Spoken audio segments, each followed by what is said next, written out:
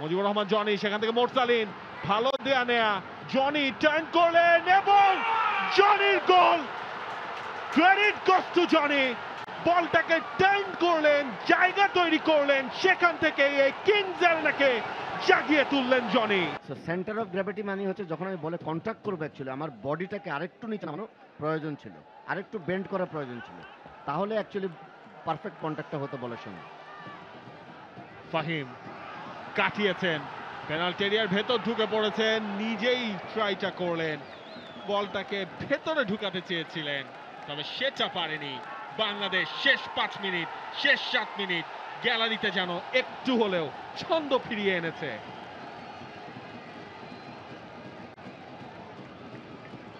বলছিলেন জুলফিকার মাহমুদ মিন্টু, বাংলাদেশের এই লাস্ট মোমেন্টে কি করতে হবে ফার্স্ট হাফের বাকি যে সময়টুকু রয়েছে।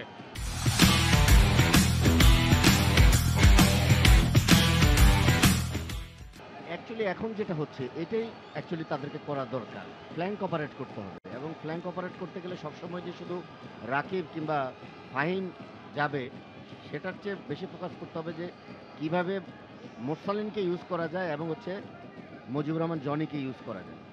এবং সেকেন্ড হাফে আমি জানি না actually what is in his mind, মানে আমি ক্যাবরেরার কথা বলছি, উনি ট্যাকটিক্যাল কোনো চেঞ্জেস কি করবেন কিনা, ইভেন্চুয়ালি ফ্রেশ লেগ ইন্ট্রোডিউস করবেন কিনা, কারণ যেহেতু মালদ্বীপ 4-2-3-1 ফরমেশনে খেলছে, আপনি দেখেন ডিফেন্সিভ ট্রানজিশনে অলওয়েজ 6 ম্যান বিহাইন্ড, এবং জার্সি নাম্বার 23 হোসেন নিহান এবং হচ্ছে আহা আহমেদ অলওয়েজ ব্যাক ফোরের উপরে থাকছে। সো এটা তাদেরকে যে ডিফেন্সিভ সলিডিটিটা দিচ্ছে সে কারণেই কিন্তু অ্যাকচুয়ালি আমরা সেন্ট্রালি তেমন কোনো পেনিট্রেশনের সুযোগই তৈরি করতে পারছি না।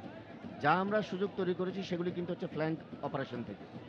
সো আমাদের অ্যাকচুয়ালি এখন সেই ট্যাকটিক্যাল চেঞ্জেসগুলো করব কিভাবে এবং কোন প্লেয়ারের মাধ্যমে করব, সেটাই হচ্ছে অ্যাকচুয়ালি ইম্পর্ট্যান্ট ব্যাপার। এবং আশা করি যে হয়তো সেকেন্ড হাফে কোচ ডেফিনেটলি এগুলি কনসিডারেশনে নেবেন এবং উনি ওনার ডিসিশনটাও হয়তো চেঞ্জ করবেন বা নতুন কোনো ফ্রেশ লেগ ইন্ট্রোডিউস করবেন উনি অ্যাকচুয়ালি। আমরা খানিকক্ষণ আগেই দেখছিলাম পিয়াস আহমেদ নোভা এবং রহমত এই দুজন ওয়ার্ম আপ করছিলেন।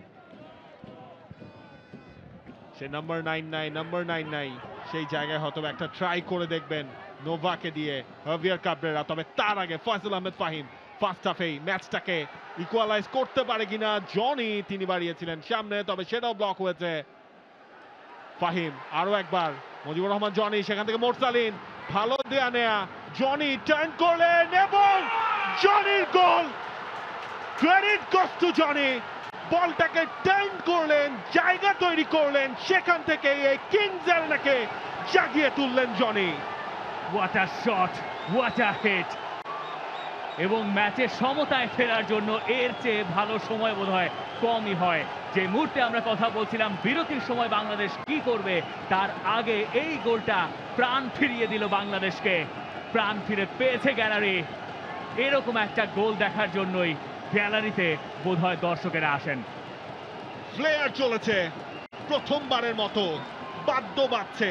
বাংলাদেশ গেল ম্যাচে কোনো গোল করতে পারেনি, এই ম্যাচে করলো এই মুজিবুর রহমান জনি, তিনি করেছেন গোলটা।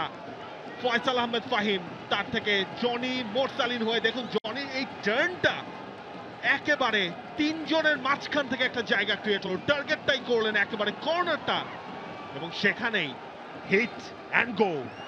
এবং তার সামনে 4 জন ছিলেন, 4 জন মালদ্বীপের ডিফেন্ডার, কোয়ালিটি, ইন্ডিভিজুয়াল গোল। বক্সের বাইরে থেকে হিট, হুসেন শরীফের কোনো সুযোগ নেই। And click on the bell icon. Follow us on Facebook and Instagram. Download T-Sports app to enjoy exciting games and highlights. Visit tsports.com.